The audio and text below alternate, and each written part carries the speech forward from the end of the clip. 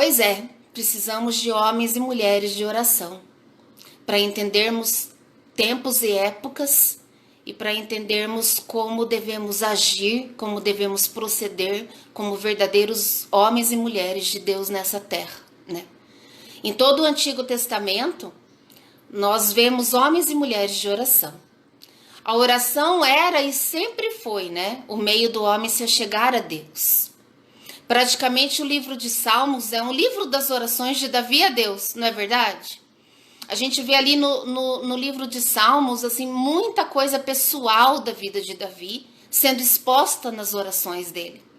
Então tem oração ali muito pessoal a respeito de seu filho, a respeito das coisas íntimas dele, das coisas que ele fez, dos momentos dele íntimos de oração com Deus. Tanto da sua vida pessoal, como da sua vida como rei, como da sua vida em família, né? E aí, então, a gente vê que também ali no Novo Testamento nós somos muito incentivados a orar, né? Eu diria até que nós somos convocados a orar, né?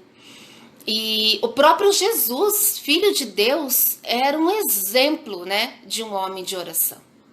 A cada momento a gente vê ali no Novo Testamento, né, a gente vê ali na leitura dos evangelhos, quantos momentos Jesus se retirava para orar.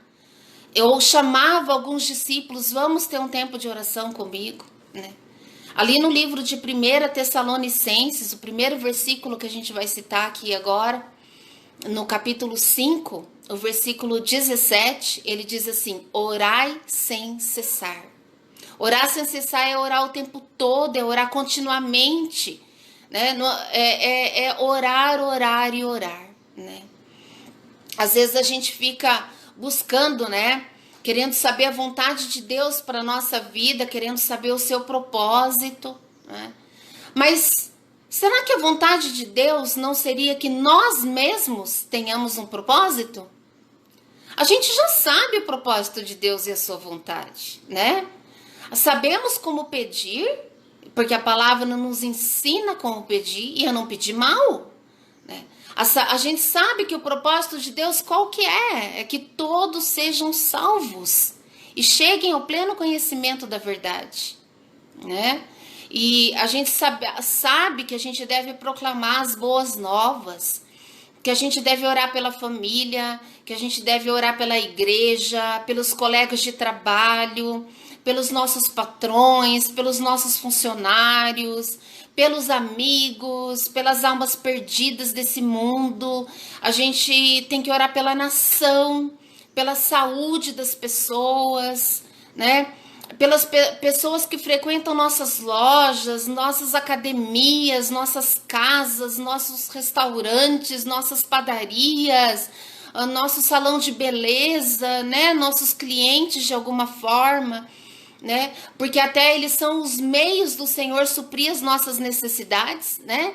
Pensa aquele que tem aquela que tem um salão de beleza, aquela que vende um bolo, aquela que vende um pão na padaria, as pessoas que chegam até ali pagam uma mensalidade, as pessoas que chegam até ali compram algum produto, elas são o meio do Senhor suprir as necessidades que nós temos, né? Do nosso pão de cada dia.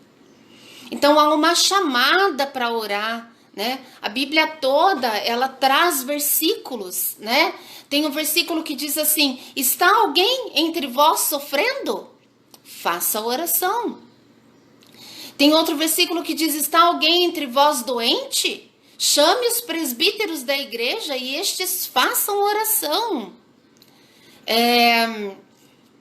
Tem outro que diz assim, ó: confessai, pois, os vossos pecados uns aos outros e orai um pelos outros. O que a gente tem que fazer pelo outro? Nós temos que servir o outro de alguma forma. Nós precisamos orar uns pelos outros. A palavra garante ali em Tiago para nós, no capítulo 5, nos versos 14 e a 16, né? Olha ali o contexto desse texto. E ele diz assim: muito pode, por sua eficácia, a súplica do justo. Né, gente? A gente não imagina o momento que a gente se retira para a oração, O momento que a gente se ajoelha ali na beirada da cama da gente, faz uma oração. O alcance que ela pode ter. Um momentinho rápido de oração na hora da refeição. Um momentinho rápido que a gente pode estar ali no volante do carro, indo para algum lugar e pedindo: Senhor, abençoa essa minha reunião, abençoa essa aula que eu estou indo dar, abençoa os meus colegas de trabalho. A gente não tem ideia, né, do alcance que uma oração dessa pode ter. Só Deus tem essa dimensão do que acontece no sobrenatural, do que acontece na área espiritual, quando um justo se dobra para orar. A palavra diz: muito pode por sua eficácia a súplica do justo. Às vezes não cabe a nós saber a resposta da oração, saber o que vai acontecer, ou o que não aconteceu pelo fato de nós termos orado. Muitas coisas são mistérios para nós. Mas a gente precisa ter essa fé, né? A gente precisa ter essa consciência. A gente precisa ter, então, esse entendimento de que nós não temos ideia sobre o alcance da oração, né? Mas o alcance dela é tremendo, inimaginável, sobrenatural, né? E tendo esse entendimento sobre oração, nós somos motivados a orar, não é verdade? Somos motivados, então, a orar. Agora, como orar? Sabemos como orar? Que jeito, então, fazemos uma oração? Qual é a oração que vai ser ouvida por Deus? Existe uma instrução na Bíblia? Existe uma instrução aos cristãos de como orar? Por exemplo, a quem nós oramos? É muito óbvia, gente, a pergunta: a quem oramos? A Bíblia nos responde a quem nós devemos orar. Por exemplo, ali, se vocês estão acompanhando, né, usando a sua Bíblia, seja a sua Bíblia em papel ali, seja a sua Bíblia no celular, né, no notebook, ali em Filipenses, no capítulo 4, versículo 6, diz assim, ó: não estejais inquietos por coisa alguma, antes as vossas petições sejam em tudo conhecidas por Deus, pela oração e súplica. Então, nós oramos a Deus. As nossas petições devem ser conhecidas por Deus através do quê? Aqui em Filipenses 4:6 está dizendo assim: pela oração e pela súplica, né? Então, aqui nesse versículo a gente ora a Deus. E as nossas questões que nos inquietam, as nossas petições, elas são conhecidas por Deus através da oração, tá? Ali em Mateus também, no capítulo 7, o versículo 11, diz assim, ó: se vós, que sendo maus, sabem dar boas coisas aos seus filhos, quanto mais o vosso Pai, que está nos céus, não dará bens aos que lhe pedirem? Quem que pode dar bens a nós quando nós pedimos? O nosso Pai que está no céu. Então a nossa oração, ela é dirigida a Deus, né? Muitos outros versículos a gente vai estar lendo e a gente vai estar verificando que a oração é dirigida a Deus, né? Para quem eu oro, né? Agora, a gente ora por intermédio de alguém? A gente ora em nome de alguém? Existe alguém entre nós e Deus em relação à oração? Em relação ao nosso acesso a Deus? Existe alguém, né? Ali no Evangelho de João, no capítulo 15, versículo 16, diz assim, ó: não foram vocês que escolheram a mim, mas eu escolhi vocês. E eu vos nomeei para que vocês vão e deem fruto, e o vosso fruto permaneça. São palavras de Jesus. Aí ele continua aqui no versículo: a fim de que tudo quanto em meu nome vocês pedirem ao Pai, Ele vos conceda. Percebam, gente, esse versículo. Tudo quanto vocês pedirem em meu nome, Jesus está dizendo assim: quando vocês fizerem uma oração, ao Pai em meu nome, para que ele vos conceda. Então Jesus está aqui numa posição, né, em que ele intermedia, né? Por isso que o cristão crê, né, que a maneira de sermos aceitos por Deus é através da justificação em Cristo, é através do nome de Cristo que foi aceito, né? Porque é o nosso Salvador e Senhor. Então, a nossa oração é em nome de Jesus, dirigida ao Pai, né? Existe alguém com uma procuração, né? Que faz as coisas no nosso nome. A gente veja lá que é Jesus, né? Ali também eu vou usar 3 versículos do Evangelho de João. Oi, Laura, bom dia, você tá por aí? Graça e paz, minha flor. Olha só, João capítulo 14, versículo 13 e 14, diz assim, ó: e tudo quanto pedirdes em meu nome, Jesus está falando, se for lá olhar no Evangelho de João capítulo 14, você vai ver que são palavras de Jesus, né? E ele está dizendo assim, ó: tudo quanto pedirdes em meu nome, eu o farei, para que o Pai seja glorificado no Filho. Se vocês pedirem alguma coisa em meu nome, eu o farei. João capítulo 14, versículo 13 e 14. Então Jesus novamente dizendo, o que vocês pedirem no meu nome, né, ele fará, para que o Pai seja glorificado no Filho, né? Ali também no capítulo de João, mas agora no capítulo 16, o versículo 23 e 24 do Evangelho de João diz assim, ó: naquele dia nada me perguntareis. Na verdade vos digo, que tudo quanto pedirdes a meu Pai, em meu nome, ele vô-lo há de dar. Até agora, nada vocês têm pedido em meu nome. Pedi e recebereis, para que a vossa alegria seja completa. Olha aqui uma instrução de Jesus. Até agora vocês, tudo quando vocês pedirdes a meu Pai, em meu nome, ele há de dar. Por enquanto vocês não têm pedido nada no meu nome. Então peçam, para que vocês recebam e a sua alegria seja completa. Olha, gente, que instrução maravilhosa de Jesus, colocando as coisas nos seus lugares, né? Orar a Deus através dele, né? Que é o Filho que nos representa, né? Aquele que é nosso Senhor e Salvador, né? Por quê? Porque ali também no Evangelho de João, no capítulo 14, verso 6, ele diz assim: eu sou o caminho, a verdade e a vida. E ninguém vem ao Pai senão por mim. É o ministério de Jesus. É a função de Jesus na Santíssima Trindade, né? Pai, Filho e Espírito Santo, né? É o ministério dele, é a função dele, né? Eu sou o caminho, a verdade e a vida. Ninguém vem ao Pai senão por mim. E ali na carta do apóstolo Paulo a Timóteo, ali em 1 Timóteo, no capítulo 2, no versículo 5, né? O apóstolo Paulo, instruindo Timóteo, ele diz assim: há um só Deus e há um só mediador entre Deus e os homens, Jesus Cristo, homem. Importante que a gente conheça esses versículos bíblicos, né?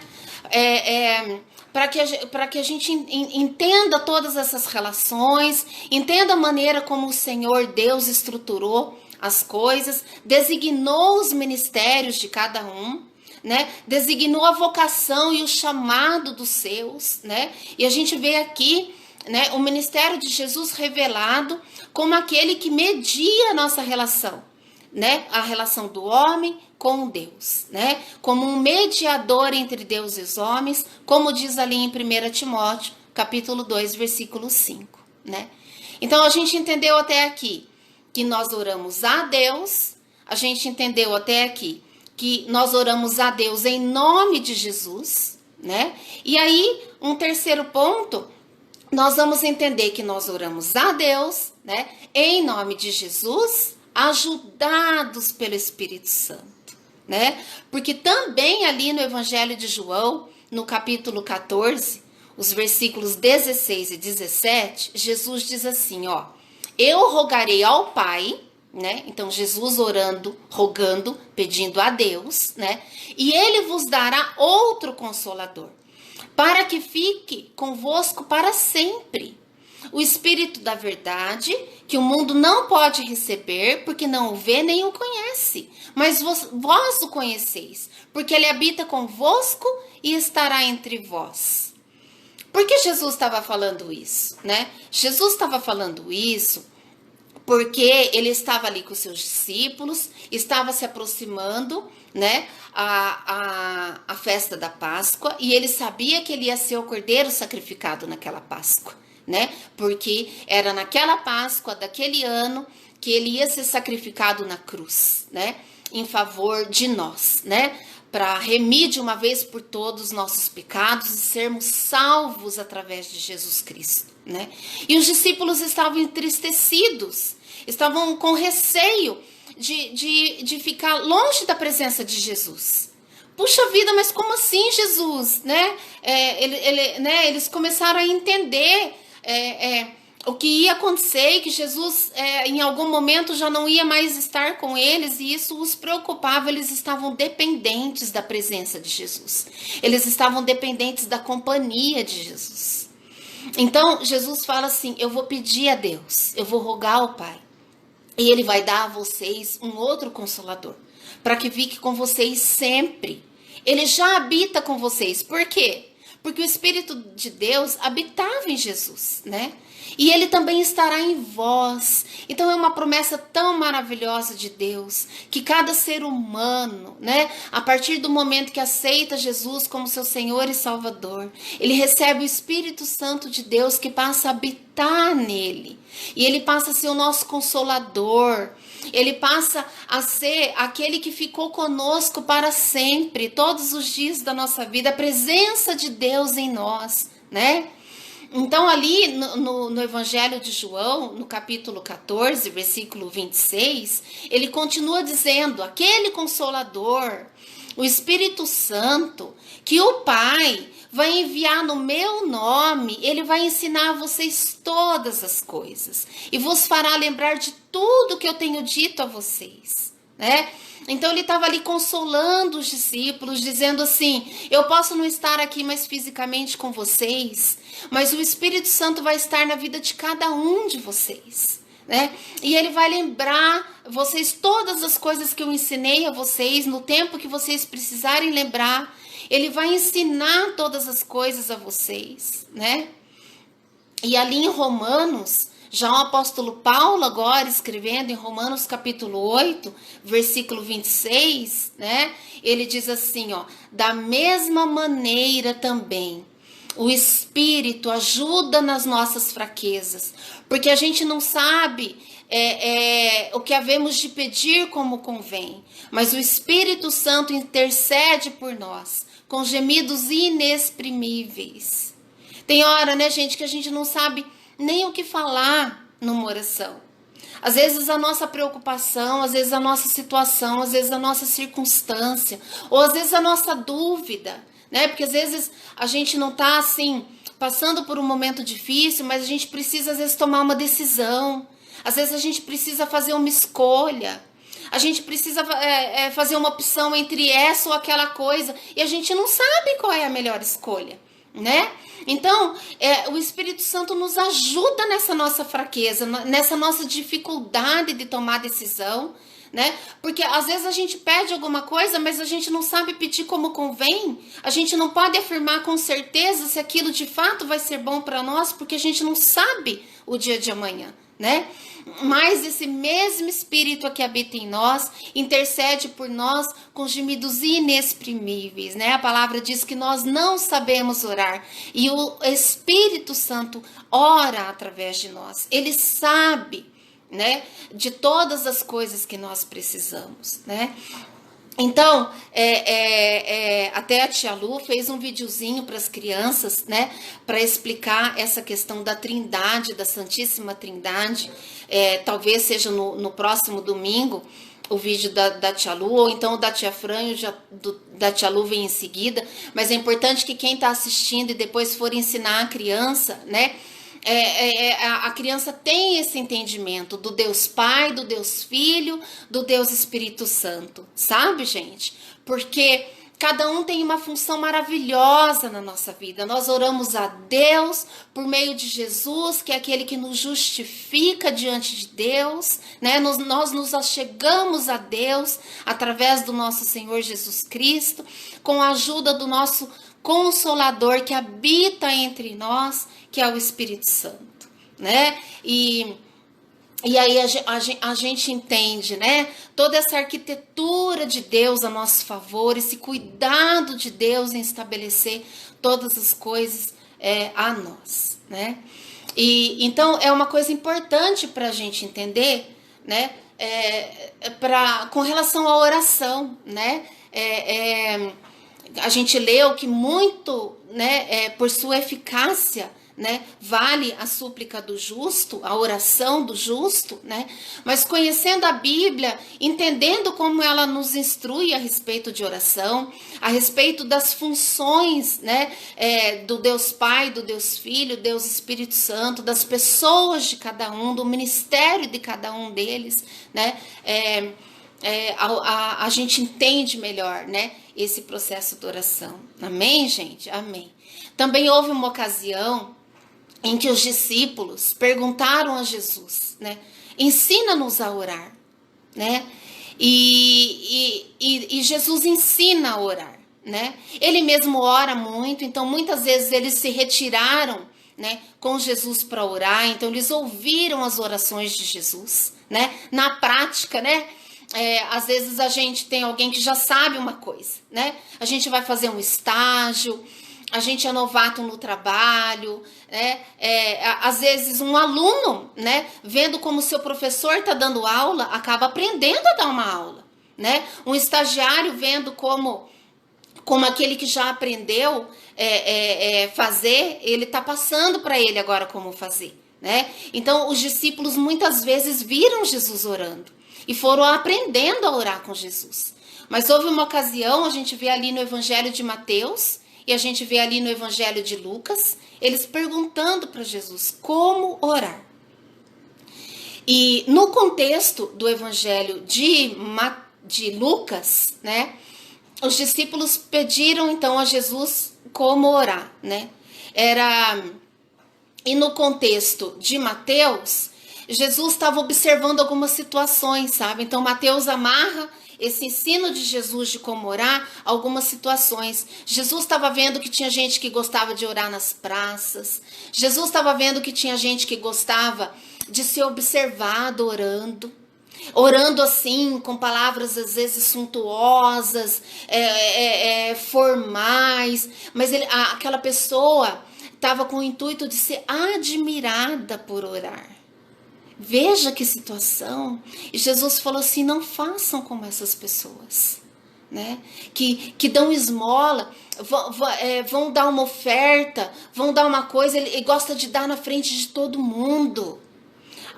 Não é uma oferta a Deus, né? Não é uma oferta de coração com alegria. É uma oferta para ser visto. É uma oferta para vanglória própria. Às vezes, pensa, gente, alguém querer orar para se parecer. Se você for ver ali, né? Querer ler a Bíblia e mostrar que está lendo. Meu Deus! E aí o texto de Jesus está observando, é aquele que sonda os corações e sabe as intenções ocultas do coração. E ele fala aqui para os seus discípulos, olha, tem pessoas que oram com esse propósito, com esse intuito, né? E é até quando ele fala para a gente se retirar no secreto, no nosso quarto e orar a Deus, que ele vai nos ouvir. Lógico que são necessárias orações públicas. Lógico que são necessárias orações na igreja. Lógico que são necessárias orações uns pelos outros. Mas o intuito do coração ao se levantar para orar, né? Então, e os discípulos perguntaram, né? Tanto ali em Lucas, né? No capítulo 11, do 1 ao 4, ele diz assim: de uma feita, estava Jesus orando em certo lugar. Quando ele terminou, um dos discípulos lhe pediu: Senhor, ensina-nos a orar, como também João ensinou seus discípulos. Aqui ele está falando de João Batista, sabe? Aquele que antecedeu Jesus, né? Que até morreu lá, decapitado e tal. Então, ele falou assim, como João ensinou seus discípulos a orar, nos ensina também, né? Então, Jesus ensinou, quando orardes, dizei, Pai, santificado seja o teu nome, venha o teu reino. O pão nosso cotidiano dá-nos de dia em dia. Perdoa os nossos pecados, pois também nós perdoamos todo o que nos deve, e não nos deixes cair em tentação. É a oração conhecida do Pai Nosso. Essa oração que nós colocamos, maravilhosamente cantada, que a gente pôs no comecinho, né, dessa aula. Então, ela é transcrita ali no Evangelho de Lucas, né, num contexto, né.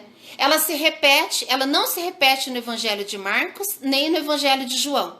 Ela só aparece no Evangelho de Mateus e no Evangelho de Lucas, sabe? E o contexto lá do Evangelho de Mateus, se você for ler depois, é no capítulo 6, dos versículos 9 ao 15, tá? E aí era nesse contexto, então, né? Que naquele outro contexto, o Lucas está falando que eles pediram para Jesus, nos ensina a orar, né? Mas aqui nesse contexto, Jesus está observando umas formas que ele reprovou de oração, né? E aí, quando ele reprova e observa, ele fala assim, não façam como esses. E ele estava olhando para sacerdotes, ele estava olhando para pessoas que deveriam ser exemplos, né? Que eram autoridades da igreja na época. Mas ele olhou para aquelas pessoas, dando esmolas, orando, lendo a palavra e entendeu o intuito do coração. Ele falou, não façam como eles. E aí ele fala, façam assim, né? E aí é transcrito novamente esse texto, sabe? Que nós lemos ali em Lucas. E a gente vai ler ele por partes agora, tá bom? Ó, então a partir do verso 9. Portanto, vós orareis assim, né? Pai nosso. Olha como Jesus começa. Pai nosso. Oração dirigida a Deus. Que estás no céu. Reconhecimento de onde Deus está. No lugar de autoridade, né? Acima de todas as coisas. Pai nosso que estais nos céus. Oração dirigida a Deus, que tem toda a autoridade sobre todas as coisas. Aí ele diz, santificado seja o teu nome, né? O nome de Deus é santo. E o desejo, né, na oração, é que o nome de Deus seja santificado na terra. Como que o nome de Deus é santificado na terra? Através do bom testemunho dos seus seguidores, não é verdade? Então, ele diz assim também, venha o teu reino, né? Gente, o que é vir o reino de Deus? Os próprios discípulos estavam com o entendimento incorreto do que era vir o reino de Deus, lembra? Eles achavam que Jesus ia ser posto como rei, né? E ia exercer o domínio sobre Jerusalém, ia tirar o domínio dos romanos, né? Que tomavam aquele território naquela época, né? Eles achavam que seria assim, alguém que ia se levantar, né? Como novo líder da nação, né? E extirpar com os romanos dali. Mas vir o reino de Deus, né? O desejo de Jesus ao orar, venha o teu reino, né? Quando Jesus ensina a orar, venha o teu reino, né? É que o reino de Deus seja estabelecido. Né? A palavra diz que o mundo jaz no maligno, né? Que o mundo está morto nos seus delitos e pecados, né? Então, vir o reino de Deus, né? Vir, né?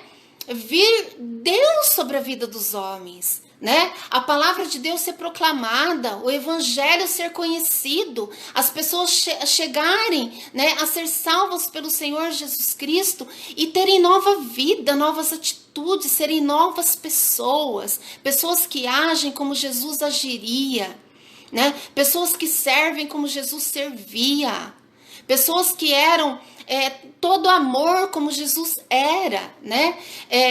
Faça-se a sua vontade, ele diz, né? Então, Pai nosso que estais no céu, santificado seja o teu nome, venha o teu reino, faça-se a tua vontade, né? Fazer a vontade de Deus, o que é, gente, fazer a vontade de Deus, né? Senão, né, que o nome dele seja glorificado e conhecido, que todos sejam salvos e cheguem ao pleno conhecimento da verdade. A outra vontade de Deus? Hã? A outra vontade de Deus? Assim na terra como no céu. Né? Então aqui ele coloca toda essa questão de que a oração é dirigida a Deus, sobre o nome de Deus ser autoridade sobre todas as coisas, estar acima de todas as coisas, o desejo de vir o reino de Deus e se cumprir a vontade de Deus, que é se cumprir a salvação na terra, que todos se tornem filhos e filhas de Deus. Né?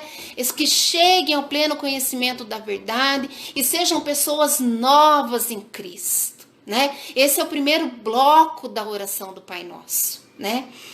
E daí, evidentemente, que o Senhor também está preocupado, né, com as nossas necessidades pessoais e com a nossa vida pessoal. Então, vem o segundo bloco da oração, né, que é, né, o pão nosso de cada dia nos dá hoje, né? Então, o Senhor conhece e sabe das nossas necessidades, né? Quando lhe pedimos o pão de cada dia, né? Mesmo que esse pão, né, gente, né? Você não vai lá colher o pão prontinho, né? Mesmo que ele venha da sua labuta, do seu trabalho árduo, né? Do seu suor, né? Ele é dado por Deus, não é verdade? E a gente precisa reconhecer isso, né? Que é importante a gente reconhecer que tudo vem de Deus, né? A gente não pode pensar que nós somos independentes, se aquela empresa existe para que a gente possa trabalhar nela. A gente precisa, por isso que eu falo de orar pelos patrões, orar pela empresa com que nós trabalhamos, pedir mesmo que o nosso patrão prospere, né? Orar pelos nossos clientes, orar, né, quando recebemos o nosso salário, a nossa ajuda de custo, quando a gente recebe, a gente agradecer, abençoar aquele recurso, porque é o pão de cada dia chegando até nós. Ainda que ele venha do nosso trabalho, devemos reconhecer que tudo vem, né, de alguma maneira através de alguém e principalmente através do Senhor. Tudo vem dele, né? Outra questão, perdoa as nossas dívidas, assim como nós temos perdoado nossos devedores, né? Pedir perdão, reconhecer que a gente é pecador, né? Não apenas pecadores, mas pecadores arrependidos, né? Entendendo que a gente, meu Deus, que a gente já tenha passado por esse estágio de não estar assim, sou pecador mesmo, erro mesmo, é assim mesmo, mas já está um passo adiante, né? Um passo daquele que se arrependeu, né? Não quer mais ter as mesmas atitudes, não quer dar mais o mesmo testemunho, não quer mais viver o mesmo tipo de vida que vivia, mas agora na condição de um pecador arrependido que vive uma nova vida em Cristo, né? E aí esses que sabem o valor do perdão, né, reconhecem o preço que foi pago para serem perdoados, que é o preço da vida de Jesus Cristo, né? Então, isso é que nos torna, gente, apto a perdoar, né? Por isso que às vezes na oração Jesus tem essa expectativa. Uma vez que vocês foram perdoados, também perdoem. Porque aquele que passa por uma experiência de perdão e salvação, né, ele se vê apto a perdoar também, né? Porque ele recebeu o perdão, né? Então ele nessa nova vida ele entende melhor essa questão, né? E aí essa aptidão para perdoar, ela também vem de Deus, não vem de nós, né? Então olha que coisa, né? O conteúdo da estrutura dessa oração do Pai Nosso, né, gente? Outra coisa, né, na continuidade da oração, não nos deixes cair em tentação, né? Então, reconhecer que a gente precisa de Deus para nos conservar constantes e perseverantes, né? Não confiar somente em nós, mas principalmente em Deus, pedindo ao Senhor que nos livre daquilo que possa vir a nos fazer pecar, aquilo que pode ser tentação para nós, né? Livra-nos do mal. Nos livrar do mal agora, né? Não nos deixeis cair em tentação, mas livra-nos do mal. né? Então, nos livrar do mal é nos livrar da tentação do maligno, nos livrar às vezes de nós mesmos, né? Do mal que a gente pode fazer a nós, do mal que a gente possa fazer aos outros, né? Nos livrar de situações que possam abalar a nossa fé, nos abater, nos enfraquecer, né? E aí ele termina, né? Pois teu é o reino, o poder e a glória para sempre. Amém. Né? Então, reconhecer quem é Deus, a sua grandeza. A gente começou a oração, né? Pai nosso que estais no céu, santificado seja o teu nome. Né? Então, começou a oração reconhecendo a soberania de Deus e concluiu a oração também dessa maneira, né? Pois teu é o reino, o poder e a glória para sempre, né? Amém, gente? Ai, que coisa boa esse texto, né? Sobre a oração do Pai Nosso, entender a questão da Trindade, Deus Pai, Deus Filho, Deus Espírito Santo, entender essa estrutura. Não é que a gente não possa, a própria estrutura da oração que Jesus ensinou é uma oração em si, por isso a gente a repete, não é verdade? Porque a própria estrutura do texto é uma oração. Quando eles pediram, Jesus nos ensina a orar, e ele parece que faz uma oração, e ele faz uma oração, mas mais do que fazer uma oração, ele dá uma estrutura, né, um entendimento de como orar, né, e a gente tentou, né, destrinchar um pouco essa estrutura para a gente entender, né, essa questão do como orar, né, e praticamente encerrando já, tá, gente? Ali em 2 Crônicas, no capítulo 7, versículo 14, né? Uma convocação para oração, o Senhor diz assim: gente, se o meu povo, que se chama pelo meu nome, né? Eu sou povo de Deus, eu sou filho de Deus, esse povo, né? Que se chama pelo nome de Deus, se humilhar, orar e me buscar e se converter dos seus maus caminhos. Então eu ouvirei dos céus, perdoarei seus pecados e sararei a sua terra. Olha a promessa de Deus, né? Para aquele povo que se humilha e se dispõe a orar, né? Então quando a gente ora, nós estamos falando com o Senhor. E há promessas para a oração eficaz, né? Para vermos aquilo que desejamos ser cumprido em nossas vidas, né? Então, no nosso tempo, gente, de oração pessoal, né? Que tem ali em Mateus, no capítulo 6, versículo 6. Facinho de lembrar, né? E é logo em seguida de quando ele ensina a oração do Pai Nosso, né? Ele diz assim, né? Mateus 6, 6. Tu, porém, quando orares, entra no teu quarto e fechada a tua porta, orarás ao teu Pai que está em secreto. E o teu Pai que vem em secreto te recompensará, né? Ele fala mais isso, né? Como eu disse, as orações públicas são necessárias, as orações uns pelos outros são necessárias. Tem aquele versículo que fala: quando 1 ou 2 ou 3 estiverem reunidos no meu nome, eu estarei no meio deles. Então não quer dizer que as orações são só individuais e secretas, né? Mas ele está falando das intenções do coração, né? Não pensa que são só nessas ocasiões, ele está dizendo. Né? Nessas ocasiões tem até quem está querendo se mostrar com relação à oração, né? Ali no teu quarto pode acontecer coisas maravilhosas e tremendas de experiência pessoal de oração com Deus, sabe? Então guarda isso no seu coração. E a gente vai terminar ali com Filipenses no capítulo 4, tá bem? Versículos 6 e 7, que diz assim: não andem ansiosos por coisa alguma, mas em tudo, por oração e súplicas, e com ação de graças, né, com gratidão, com agradecimento, apresentem seus pedidos a Deus. E a paz de Deus, que excede todo entendimento, guarde os seus corações e as suas mentes em Cristo Jesus. Amém, gente? Ah, pessoal, ao exercermos esse privilégio de oração, né, a gente pode experimentar a paz de Deus, né? A nossa mente, ela é perigosa e muitas vezes ela pode judiar da gente, né? O nosso coração é enganoso, né? Então o nosso coração e a nossa mente, eles precisam ser guardados pelo Senhor e serem beneficiados pela paz de Deus, que excede o entendimento. Amém? Ah, Senhor, nós queremos experimentar essa sua paz que excede o entendimento, Pai.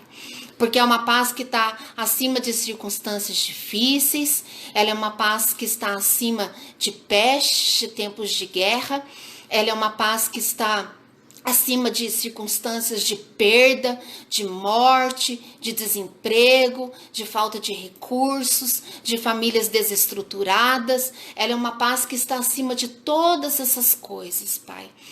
A gente pode experimentar a paz ainda que esteja vivendo circunstâncias difíceis, ainda que esteja vivendo momentos de luta, porque é uma paz que excede o entendimento, que excede a circunstância, Deus, que excede a razão. É isso que o Senhor nos promete. Nos ensina, Senhor, a termos intimidade com o Senhor através da oração, da leitura da Tua palavra, para como Daniel, como o Flávio disse semana passada, a gente possa discernir ali e entender as coisas do Senhor ali, Pai. Em nome de Jesus, Pai. Amém. Amém, pessoal. Amém. Deus abençoe.